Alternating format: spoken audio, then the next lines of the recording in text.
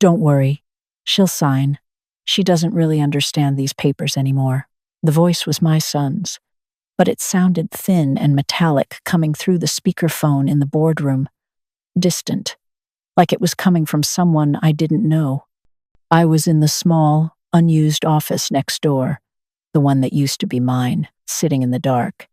The door was open just a crack, enough to hear. Then another voice, smoother, like expensive whiskey.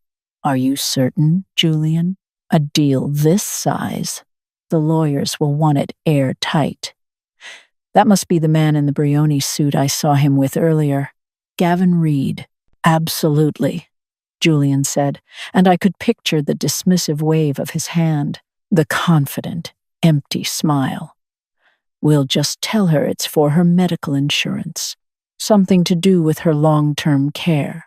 There was a low chuckle from the speaker, the sound of sharks agreeing on the scent of blood in the water. I didn't move. I didn't gasp. I didn't storm in there and demand to know how he could. The shock was so cold and so absolute, it froze everything inside me. My heart didn't even seem to be beating. I remember looking down at my hands, resting on my purse in my lap. They looked like a stranger's hands, old, veins like blue rivers under thin skin. Are these the hands of a woman who no longer understands? I reached into my purse, my fingers closing around the familiar, heavy shape, my old Parker fountain pen. The one my late husband, Robert, gave me the day we incorporated Vance Electronics in our garage 40 years ago. The metal was cool against my skin. I unscrewed the cap, the motion slow, deliberate. The quiet click as it settled on the other end was the only sound in my small, dark room. They were waiting for my signature. The one thing, the only thing, after all these years, that was still mine alone. The one power Julian couldn't take from me unless I gave it away. Oh, he was going to get a signature.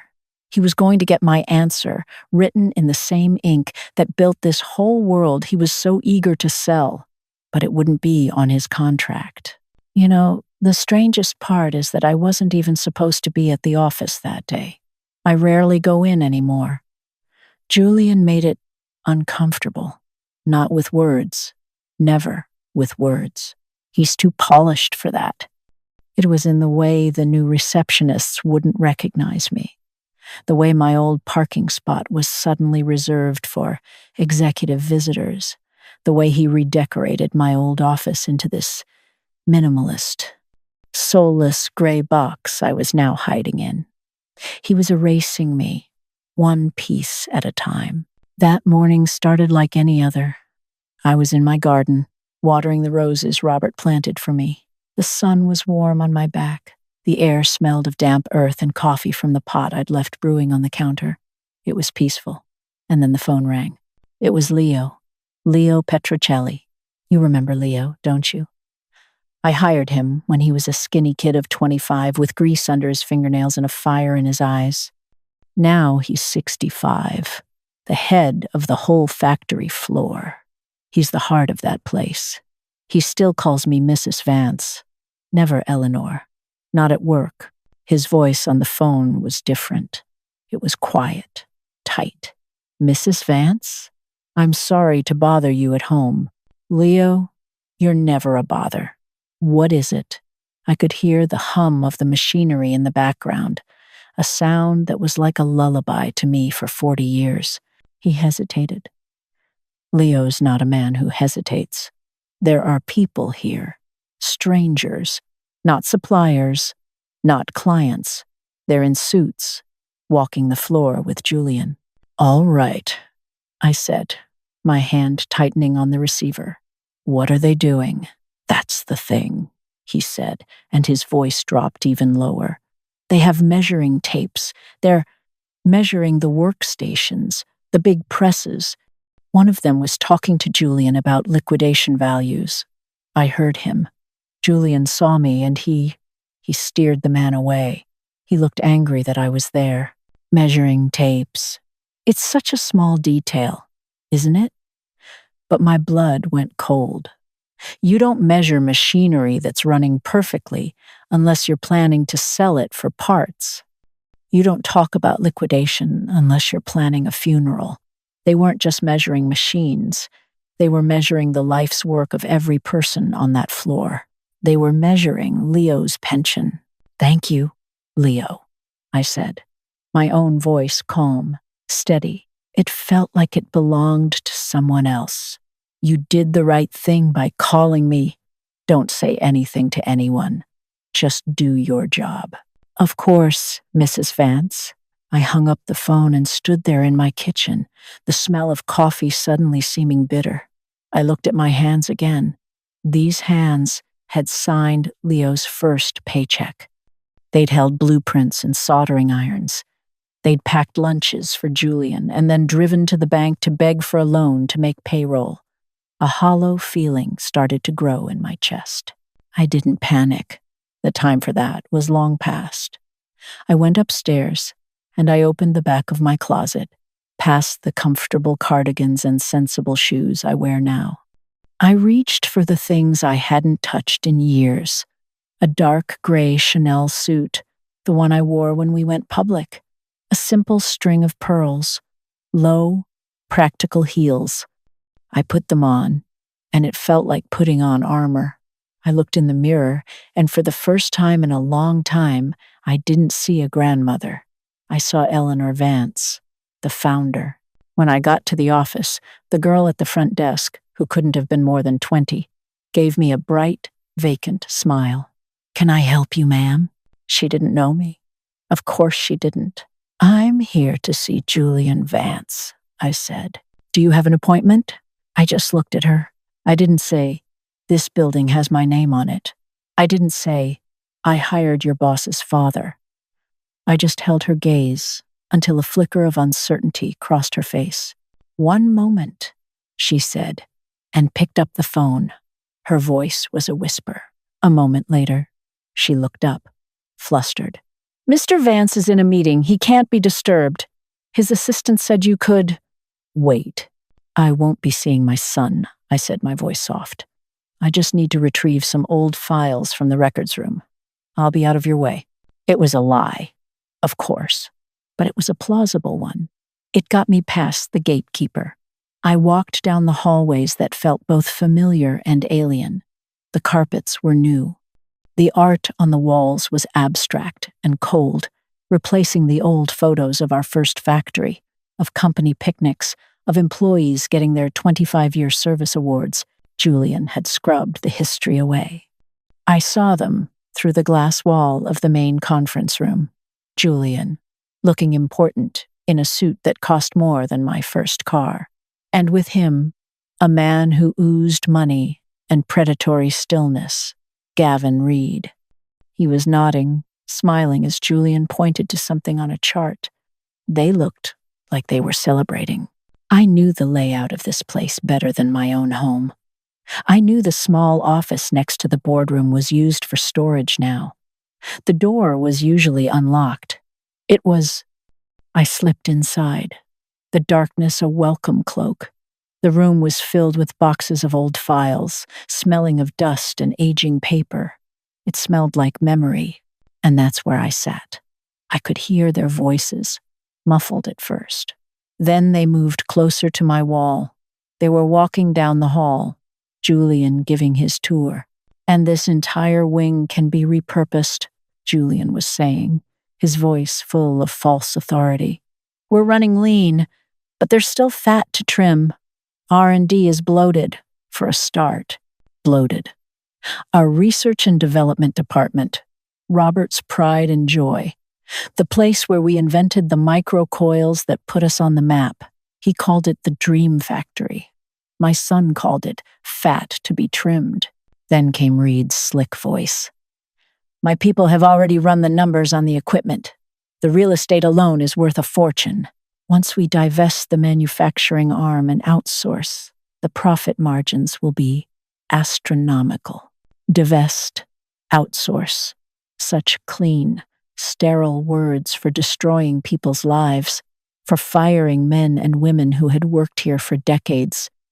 People who trusted me, People who trusted the Vance name. They walked into the boardroom next door. The door didn't shut completely, and that's when Julian must have switched on the speakerphone to bring in the lawyers or bankers on the other end. And that's when I heard it. The calm, casual assassination of my mind. Don't worry, she'll sign. We'll just tell her it's for her medical insurance. Sitting there, in the quiet dark, the weight of the Parker pen in my hand felt final.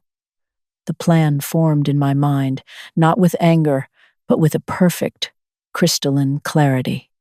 It was the same clarity I had in the garage all those years ago when I figured out the final piece of the circuitry. He wasn't selling machines or real estate. He was selling Leo. He was selling the quiet receptionist who finally got her mortgage. He was selling the guys on the night shift who were putting their kids through college. He was selling 40 years of loyalty and sweat and trust. He thought he was just getting rid of his mother's old, dusty company, but he was trying to sell its soul, and my signature was the price. I sat there for a long time, just holding the pen, listening to the confident murmur of their voices. They were laughing about something now. They had no idea. They saw a frail old woman, a relic, a formality. They had forgotten who I am. They were about to be reminded. Eater. I didn't stay in that dark little room for long. Once their laughter faded down the hall, I stood up. My knees ached a little, a dull reminder of the years. I walked out, not back towards the boardroom, but the other way, towards a service exit I knew was at the end of the corridor. I moved, silently. I don't think anyone even saw me leave. It was as if I was a ghost in my own company. Driving home, I didn't turn on the radio. I just listened to the hum of the engine. My hands were steady on the steering wheel. There was no shaking, no tears. The shock had burned away, leaving something hard and clear in its place. A plan. It wasn't about anger. It was about order. It was about fixing what was broken. My son had created a mess, a deep, structural rot, and I was going to clean it up. The first thing I did when I walked into my house was go to my old roll-top desk. I pulled out a leather-bound address book, its pages thin and soft with age. I found the number I was looking for, Arthur Covington. He's been my personal lawyer for 30 years, not the company's lawyer, not the slick corporate firm Julian hired. Arthur is old school. He still wears three-piece suits and believes a man's word is his bond. He handled Robert's will. He understands the bones of this company because he helped me set them. I dialed his private line. His voice was exactly as I remembered, like gravel stirred with honey. "Eleanor, to what do I owe the pleasure?" "Arthur," I said. "No preamble. I need to see you. Now, in your office." There was a pause. He caught the tone in my voice immediately. "Is everything all right?" "No," I said. "And I need you to bring the original incorporation documents for Vance Electronics, specifically the bylaws concerning the founder's rights and the board of directors." The silence on the other end was heavy with meaning. He didn't ask why.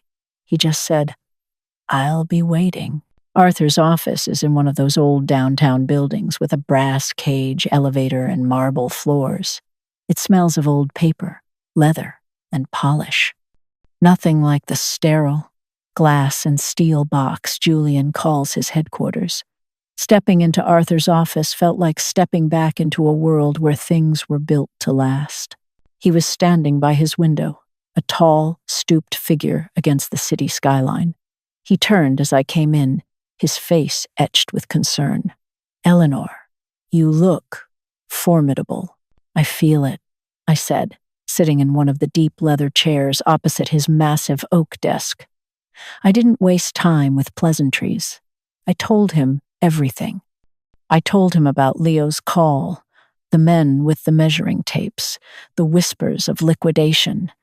And then I told him exactly what I had heard my son say through the boardroom door. As I spoke, Arthur's face went from concern to a quiet, controlled fury. He didn't interrupt. He just listened, his steepled fingers resting under his chin. When I finished, he was silent for a full minute. "Medical insurance," he finally said, his voice barely a whisper. The disgust in that one phrase was bottomless. He leaned forward. "He is not just underestimating you, Eleanor. He is attempting to commit fraud on a scale that is breathtaking." "I'm not interested in his crimes, Arthur," I said, my voice steady. "I'm interested in my company, in my people. Julian thinks he's in control. I need to remind him who holds the real power." Arthur nodded slowly, a grim smile touching his lips. He reached for a thick, dusty binder on his credenza. "I took the liberty of pulling this before you arrived." He opened it, the old pages crackling. "Ah, here it is. Section 4, Article B, Paragraph 2. The founding signatory, that's you, Eleanor, retains the inalienable right to call an emergency session of the Board of Directors with 72 hours' notice for any matter deemed critical to the company's survival or ethical standing." He looked up at me over his reading glasses. "Julian and his new money lawyers probably haven't read this document in a decade. They probably think it's just a historical artifact." "It's not an artifact," I said. "It's a weapon." "What do you want the agenda to be?" he asked. I thought for a moment. I could have made it about the sale, about the deception, but that would have been playing on his field. I had to change the entire game. "The agenda will have 2 items," I said. "1, a strategic review of the company's long-term future. 2, a formal performance evaluation of the current CEO and his executive team." Arthur's eyebrows shot up. Then he let out a low whistle. "My God, Eleanor, that's not a shot across the bow.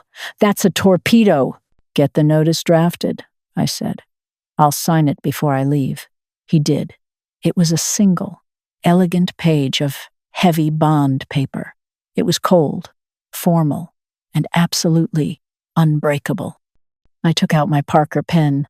The one Julian had unwittingly reminded me was my symbol of power. The nib scratched softly against the paper as I signed my name, Eleanor Vance. The same signature that had brought this company into existence. Now, it was being used to save it from its own heir. The notice went out by official courier the next morning. I can only imagine the scene when that crisp, formal envelope landed on Julian's polished desk. My phone rang less than an hour later. The caller ID said, "Julian Vance."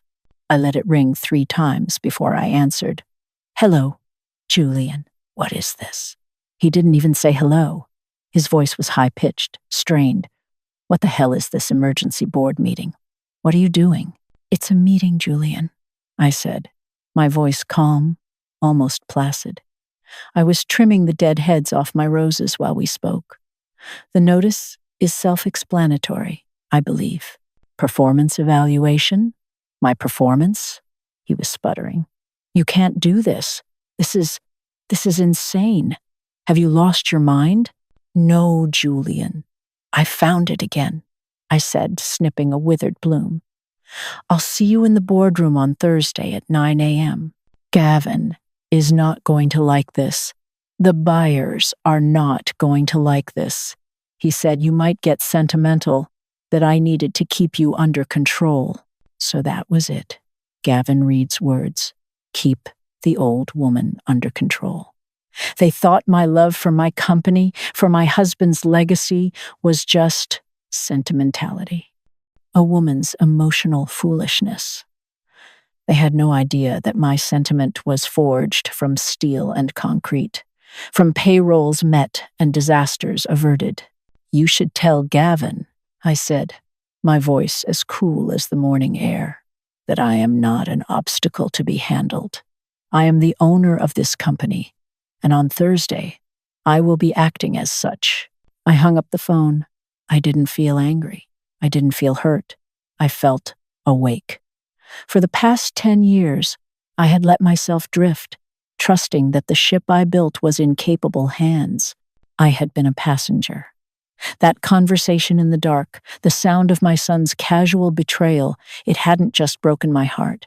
It had thrown me back onto the bridge. It had put the captain's wheel back in my hands. The feeling was familiar, a ghost of the adrenaline and focus that had fueled me for 40 years. It was the thrill of a complex problem, the clean, cold satisfaction of a well-laid plan. Julian and his shark in a suit thought they were playing chess. They didn't realize they had just knocked over the board of a grandmaster, and I was about to put the pieces back, exactly where they belonged. I knew he would come. It was inevitable. Julian has never been able to tolerate a situation he can't control, and for the first time in his adult life, I had taken control away from him. I spent the day after the notice was sent in my study. Not the kitchen, not the living room, my study. It was Robert's old room, paneled in dark cherry wood, lined with books on engineering, philosophy, and history.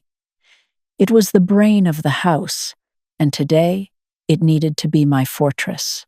I wasn't idle. I had Arthur send over copies of the company's financials for the last 5 years. I spread them across the vast surface of my husband's desk. I read every line, every footnote. For 10 years, I had contented myself with the glossy, simplified summaries Julian would present at holiday dinners. Everything's great, Mom. Profits are up.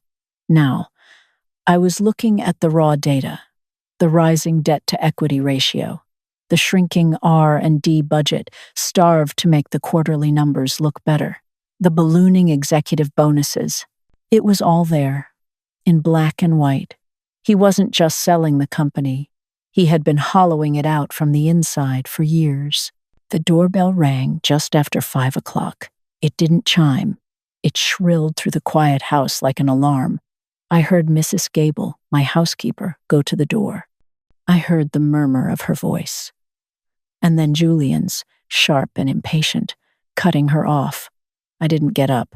I simply folded my hands on top of a quarterly report and waited. He appeared in the doorway of the study a moment later. He didn't knock. His tie was loosened, his hair was disheveled, and there was a dark flush high on his cheekbones. He looked like a spoiled child who had just had his favorite toy taken away. "How could you?" he said, his voice a ragged edge of fury. He took a step into the room, his expensive shoes silent on the old Persian rug. I didn't move. I kept my seat behind the heavy oak desk. It felt like a rampart. "Hello, Julian. I was wondering when you'd arrive." "Don't you?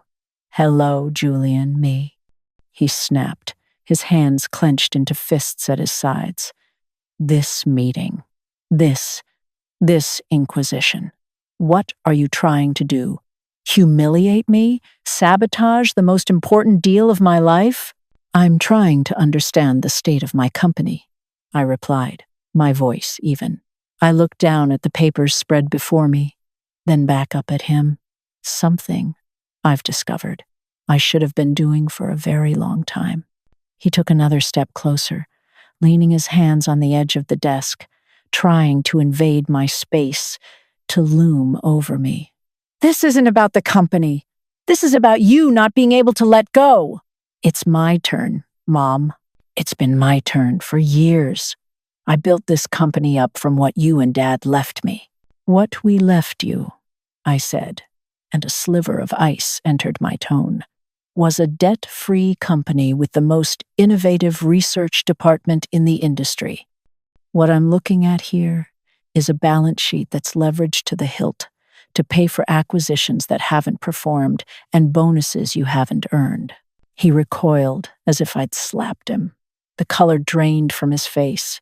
He had never, not once, heard me speak to him like this. He was used to the gentle, encouraging mother, not the founder who could read a profit and loss statement like a novel. Gavin warned me about this, he stammered, trying to regain his footing. He said you'd get emotional, that you wouldn't understand the complexities of a modern marketplace. Please, don't quote your puppeteer to me, I said, a wave of weariness washing over me. The disrespect was one thing. The stupidity was what truly exhausted me. This has nothing to do with emotion, Julian. It has to do with fiduciary responsibility. It has to do with the fact that I overheard you and Mr. Reed planning to have me declared incompetent so you could sell my life's work for parts. The air went out of him. His mouth opened and closed, but no sound came out. For the first time, he looked truly lost.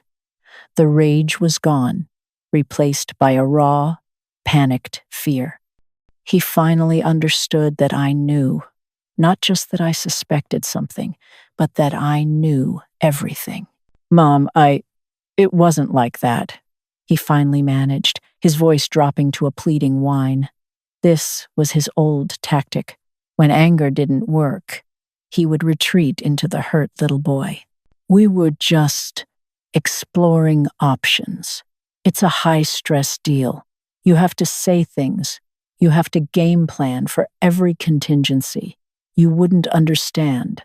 I looked at him, my son, a man in his mid-40s, and for a fleeting moment I felt a pang of pity. He was so weak, so utterly out of his depth, but the pity was a luxury I could no longer afford. It was a cancer that had almost destroyed my company. I held up a hand. Stop, right there. I will not discuss company business with you here, in this house. This is not the appropriate venue. Venue? He asked, bewildered. We're in your home. I'm your son. In this room, behind this desk, I am the founder and majority shareholder of Vance Electronics, I said, and my voice was flat, devoid of any emotion at all. And you are the CEO, who is about to have his performance reviewed by the board of directors. You will have your opportunity to present your arguments and explain your strategy on Thursday morning in the boardroom, as is proper. He just stared at me. The finality in my voice, the absolute unbreachable wall I had just erected between us, seemed to have finally broken through his self-delusion. The roles had changed. He wasn't the powerful son dealing with his dotty old mother. He was a subordinate, being called to account. So that's it, he whispered. No discussion? No, nothing? I have nothing more to say on the matter until the meeting, I said. Now, if you'll excuse me, I have a great deal of reading to do to prepare. I looked down at the financial reports, deliberately breaking eye contact, a clear and final dismissal. He stood there for another 30 seconds, a ghost at the edge of my vision. I could feel his shock, his fury, his helplessness radiating across the room. I didn't look up. I just stared at a column of figures, waiting. Finally, he turned. He didn't say another word. He just walked out of the room, his footsteps heavy. A moment later, I heard the front door slam shut, the sound echoing through the quiet house. I didn't move. I just sat there, the silence pressing in. The desk, which had belonged to my husband, had done its job. It had been more than a piece of furniture.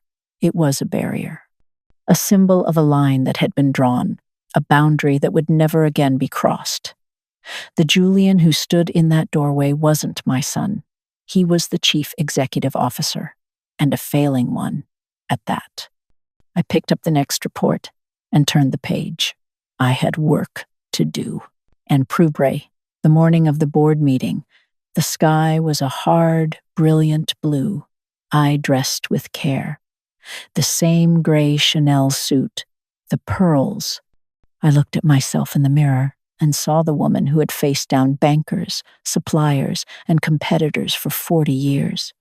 There were more lines around my eyes, but the eyes themselves were the same, clear, unwavering, I arrived at the headquarters an hour early.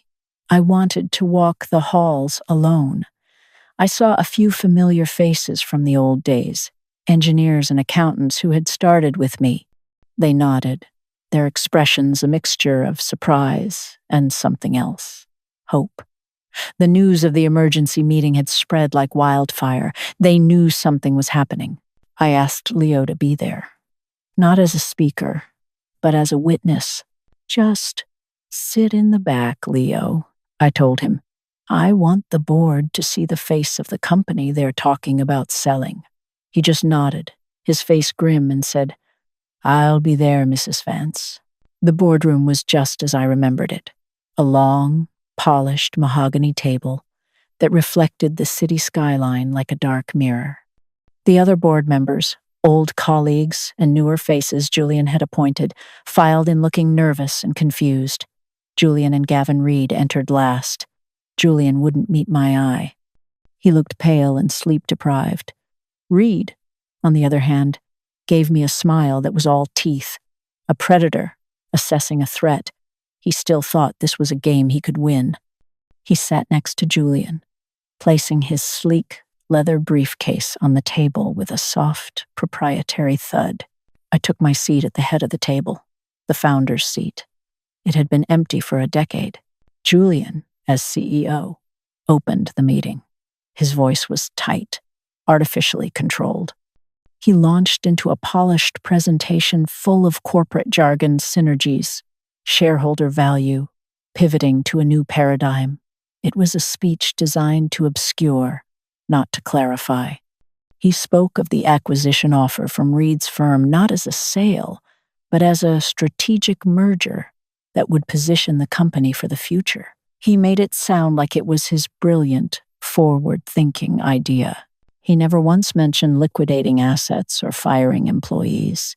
He painted a beautiful picture of a brighter, richer future for everyone. It was a masterful performance of deception. When he finished, he looked around the table, seeking approval. Reed nodded, a smug look on his face. Then, it was my turn.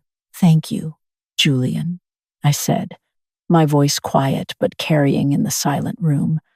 A very creative presentation. I didn't stand up. I didn't need to. I reached down and placed a simple, thick, black binder on the table in front of me. The sound it made was solid, definitive. It wasn't a sleek briefcase. It was a dossier. I, too, have been thinking about the future of this company. I began, looking at each board member in turn. But before we can look forward, we must have an honest understanding of where we are right now. I opened the binder. Julian speaks of a need for a new paradigm. I agree, because the current paradigm, as I have discovered in the last 72 hours, is one of managed decline. I slid the first document across the polished table. It was a simple chart I had drawn myself. One line, in black ink, showed the company's revenue growth over the past 5 years. It was nearly flat. Another line, in red, showed the executive compensation package for the same period. It soared. For 5 years, I said, my voice still quiet, this company's growth has stagnated. Yet the rewards for those in this room have grown exponentially. We have been paying ourselves for failure. A nervous cough broke the silence. I continued, sliding out another paper. Julian mentions shareholder value. Let's talk about that. He failed to mention the $300 million in debt he has added to our books to acquire 2 smaller companies that have yet to turn a profit. He called them strategic. The market calls them lemons. We are not leaner. We are heavier. And we are sinking. Julian started to speak. Now, that's an oversimplification. I am not finished, I said, and the authority in my voice cut him off like a guillotine. I looked directly at Gavin Reed, and now we have this generous offer from Mr. Reed's firm, an offer to save us from our predicament, an offer that Julian has presented as a merger, a partnership. I pulled out the third document. It was a private investigator's report I'd commissioned from Arthur. A full profile of Gavin Reed's investment fund. Mr. Reed's company does not merge, I said, letting everyone at the table read the title on the report. Vulture Fund Asset Liquidation. A 5-year history. They do not build. They buy. They strip. And they sell for scrap. His plan was never to partner with us. It was to dismember us. The R&D division would be sold to a competitor. Our patents, our intellectual property would be auctioned off. And our factory, Mr. Petrocelli, I said, my gaze shifting to Leo, who sat silently in the back of the room, would be shut down and sold for the value of its real estate. The room was utterly still. Every eye was on me, then on a sweating Julian, then on a suddenly stone-faced Gavin Reed.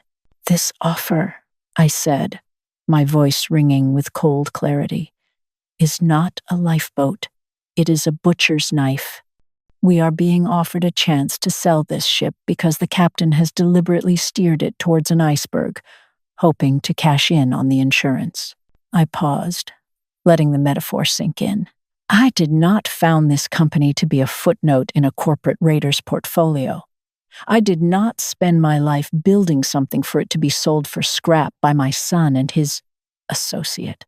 I founded it to build things, to create jobs, to innovate. I closed the binder. The meeting was over.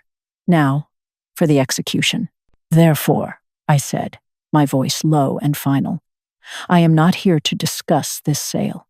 The sale is off the table. As of this moment, it no longer exists. Reed started to rise from his chair. You can't do that. We have a preliminary agreement. You have an agreement with a CEO who misrepresented the company's financial health and acted without the full authority of the board, I said, not even looking at him. Your agreement is worthless. I then looked at my son. For the first time, I saw not a man, but the wreckage of one. He was staring at the table, his face ashen. We have a problem, I said to the board. But the problem is not the company. The problem is its leadership. I propose we do not change the ship. I propose we change the captain. I made the formal motion. I move for a vote of no confidence in the Chief Executive Officer, Julian Vance, to be effective immediately. One of the older board members, a man who had worked with Robert and me for years, seconded the motion before the words were fully out of my mouth. I second. It was a bloodbath. The vote was nearly unanimous. Julian sat there, stripped of his title and his power in less than 5 minutes, by a unanimous decision of the people he thought he controlled. He didn't say a word. When the vote was done, I stood up. I looked at Julian, and then at Gavin Reed. Gentlemen, your business here is concluded. Reed gathered his things, his face a mask of cold fury, and stormed out without a word. Julian remained seated, just staring. I turned to the rest of the board. The first order of business for our new interim leadership will be to fully fund the R&D department. The second will be to establish a profit-sharing plan for every single employee of this company, from the factory floor to the executive suite. We are going to start building again. As I left the boardroom, Leo was waiting for me in the hall. His old, tired eyes were shining. He didn't say anything. He just reached out and briefly squeezed my arm. It was all the thanks I needed. I had won. I had taken back my company, my legacy, my name. The war was over. There was no champagne, no backslapping or cheers in the boardroom after Julian and Reed left.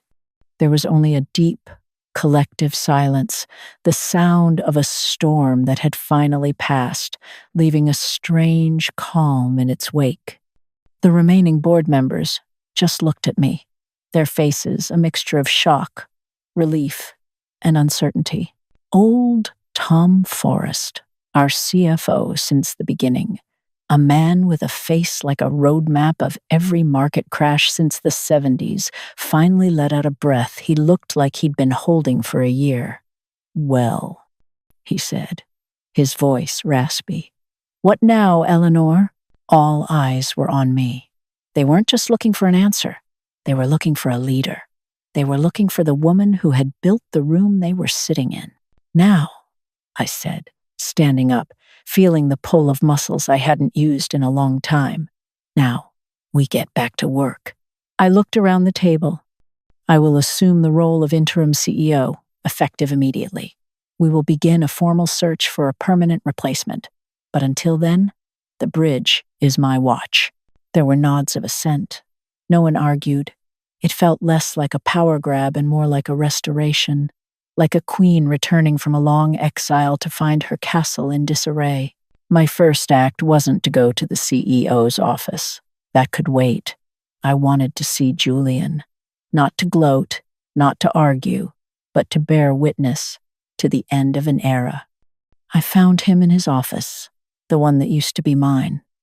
It was a vast, minimalist space with a glass desk and a view that stretched all the way to the bay. He had a single cardboard box on the desk and was placing a few personal items into it with a numb, mechanical slowness. The office looked sterile, like a hotel room.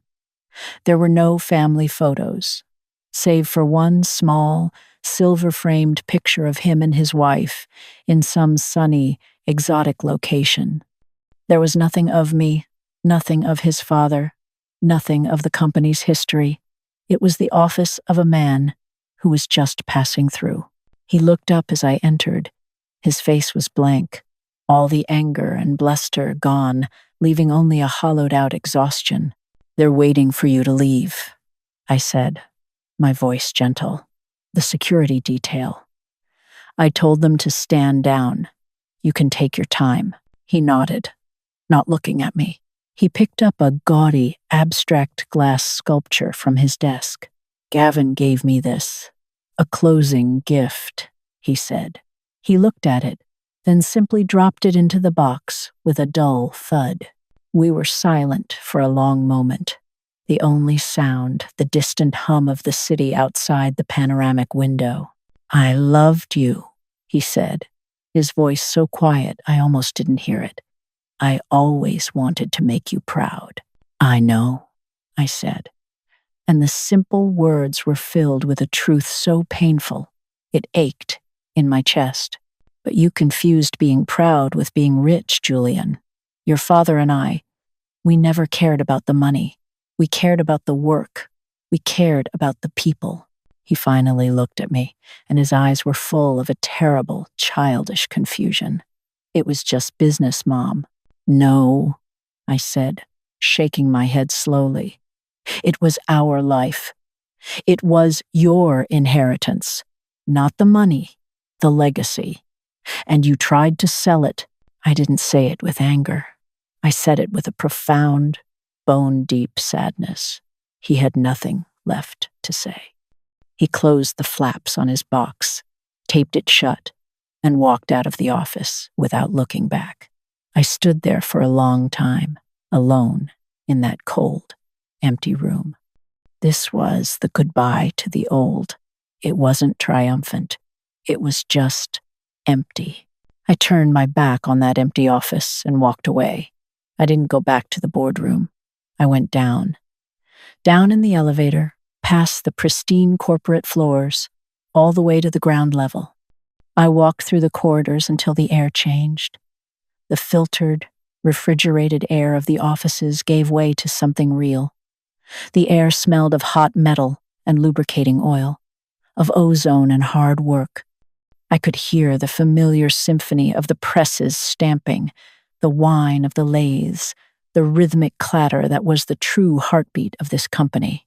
I walked out onto the factory floor. Leo saw me first. He was standing by the main assembly line, talking to a foreman. His face registered surprise, then a slow, cautious smile. He came over to meet me, wiping his hands on a rag he kept tucked in his belt. "Mrs. Vance," he said, his voice full of questions. Leo, I said, I need you to do something for me. Shut down the main lines for 10 minutes. Gather everyone in the central bay. He looked at me, his eyes searching my face. He must have seen the answer there, because he didn't ask why. He just nodded and turned to the foreman. You heard her. Shut it down. The noise began to subside. One by one, the great machines spun down, their roars fading to hums, then to silence. The sudden quiet was jarring. Workers in their blue coveralls looked up from their stations, confused, anxious. A murmur went through the vast space. A shutdown in the middle of a shift could only mean one thing: bad news, layoffs, closure. You could see the fear on their faces. They gathered in the central open space, hundreds of them, their faces tired, anxious, lined with the worry of people who live paycheck to paycheck. They looked at me, a woman in a Chanel suit standing in the middle of their factory, and they expected the worst. I didn't use a microphone. I just stood on a small loading pallet so they could see me, Leo, by my side. Good morning, I said, my voice carrying in the cavernous silence. My name is Eleanor Vance. For those of you who don't know me, my husband and I started this company in our garage 40 years ago. Some of you were there with us. I saw a few of the older workers nod. I know you've all heard the rumors, I continued. I know you've seen the strangers in suits walking our floor. I know you're worried. You have a right to be. I paused, letting them know I saw their fear. I'm here to tell you the truth. There was a plan to sell this company. There was a plan to shut down this factory. A wave of fear, audible and raw, rippled through the crowd. That plan is dead, I said, and my voice was like iron. As of this morning, Vance Electronics is not for sale. There will be no layoffs. There will be no shutdown. For a second, there was only stunned silence. Then, it started. A single person began to clap. Then, another. Then it was a crackle. Then a cascade. Then a roar of applause and cheers that hit me like a physical wave. It wasn't just clapping. It was a release of 100 unspoken fears, the sound of 100 mortgages that would be paid, 100 families that would be secure. The sound echoed off the high steel rafters, a thunderous, beautiful noise. I held up my hand, and they slowly quieted down. This is not the end of the changes, I said. This is the beginning. We've fallen behind. We've been letting our tools get dull. Starting next week, we will be making the single largest investment in new equipment this factory has seen in 15 years. We are not shrinking. We are going to grow. We are going to innovate. We are going to get back to being the best damn electronics manufacturer in the country. Another cheer, louder this time. But I can't do it alone, I said, and I turned to the man standing beside me. This company needs leadership that understands the work we do from the ground up. Leadership that has grease under their fingernails. That's why my first act as interim CEO is to announce our new Chief Operating Officer. I looked at Leo. Leo Petrocelli. Leo looked at me, his eyes wide with disbelief. He shook his head slightly, as if to say, Me? You, I said, my voice full of conviction. Who knows this floor better than you? Who cares about these people more than you? Leo looked out at the faces of the men and women he had worked with his entire life. They were all looking at him, their faces breaking into wide smiles. The applause that came now was for him. It was a deafening, heartfelt ovation for one of their own. Leo, a man who was not comfortable with emotion, just stood there, his eyes shining with tears he refused to let fall. That sound, the sound of hundreds of people cheering for the future I had just given back to them, was worth more than all the billions in Gavin Reed's fund. It was the sound of a soul coming back into a body. My company's soul, and maybe a little bit of mine, too. The work wasn't over. It was just beginning. And to place her, a year can change everything. It sounds like a cliché, but sitting here now, with the late afternoon sun slanting across my kitchen table, I know it's true. The teacup is warm in my hands. The house is quiet, but it's a different kind of quiet now. It's not the silence of absence, but the silence of peace. For a year, I went back to being Eleanor Vance, the founder. I was at the office every day at 7 a.m., just like in the old times. I walked the factory floor with Leo, not as an owner, but as a partner. We didn't just buy new machines. We talked to the people who would use them. We asked them what they needed. We listened. We brought back the old apprenticeship program, pairing our veteran machinists with young kids fresh out of trade school. We resurrected the R&D Dream Factory, and I gave them only one directive: fail. Fail often, fail brilliantly, and then find the one idea that works. The change was slow at first. Then it was like a dam breaking. The energy came back, the pride. People started staying late, not because they had to, but because they were excited about what they were working on. Our quarterly numbers started to climb, not because of financial tricks, but because we were building better products. We were a company of builders again, not a collection of assets on a balance sheet. I knew from the beginning that I was only a temporary solution. The company didn't need a ghost from the past. It needed a vision for the future. So I started looking. Not outside, not for some hotshot CEO with a fancy MBA. I looked inside. I looked for the person who had the same fire in their eyes that Robert and I had, the one that Leo still had. I found her in the engineering department. Her name was Anya Sharma, a brilliant young woman, barely 35, who had been quietly leading the team that developed our new energy-efficient microcoil. Julian had overlooked her, dismissed her projects as long-term, low-yield. I saw her for what she was, a visionary. I became her mentor. I didn't give her answers. I asked her questions. I brought her into board meetings, first to observe, then to present. I put her in charge of the company's most ambitious new project. I watched her lead. She wasn't a showman like Julian. She was quiet, methodical, and she inspired a fierce loyalty in her team because she worked harder than any of them and always gave them the credit. She was a builder. Today was the day. The annual shareholders meeting. The room was packed, not with nervous whispers, but with a buzz of anticipation. Leo, now a full member of the board, sat to my right, looking entirely at home in a well-tailored suit that he still complained was too stiff. I gave the opening address. I laid out the year's successes. Profits up 20%, 2 major new patents filed, employee turnover at an all-time low. I told them what they already knew. Vance Electronics was back. A year ago, I said, my voice steady. I stepped back in to steer the ship through a storm. But I am not the captain for the next voyage.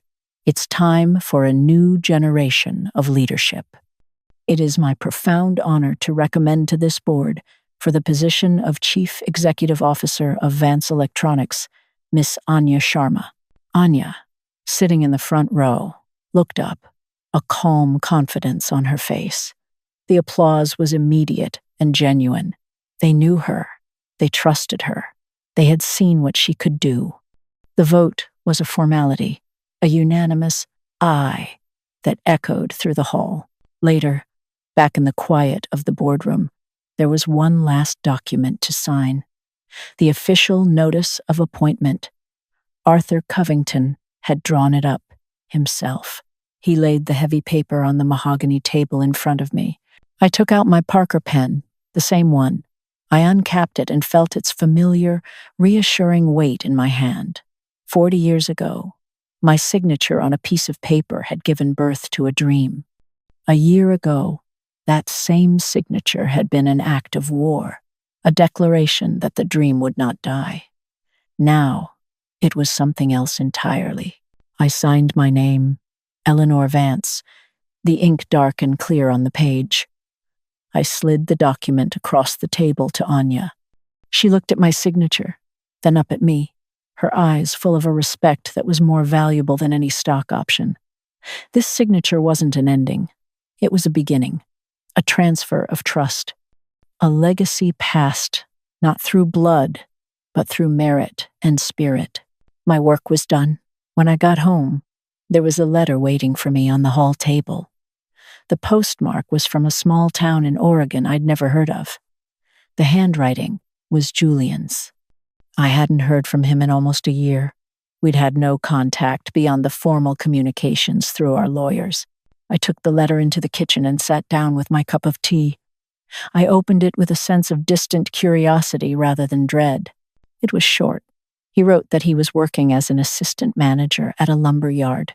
He said the work was hard, the pay was modest, and for the first time in his life, he was tired at the end of the day in a way that felt good. He wrote that he finally understood what I had meant by the work. "I am sorry, Mom," the last line read, "not for losing the company, but for almost destroying it. I hope one day you can forgive me." I read the letter twice. I felt no anger, no desire for revenge, not even a surge of motherly pity. I just felt a quiet resolution. His path was his own now. He was finally building something for himself, even if it was just a life. I folded the letter and put it aside. It was a part of the past, and I was at peace with the past. I looked out my kitchen window at the garden. The roses were in full bloom, their heads heavy and fragrant in the golden light. I had saved my company. I had protected my people. I had found a worthy successor. My husband's legacy, my legacy, was safe. It would grow and change and thrive long after I was gone. They had wanted my signature to be an epitaph, the final, foolish scrawl on the tombstone of my life's work. They thought they were closing a book. Instead, I had used it to write the first sentence of a whole new chapter, and I knew, with a certainty that settled deep in my bones, that it was going to be a very good story. And I, the old architect, could finally sit back and watch it be built.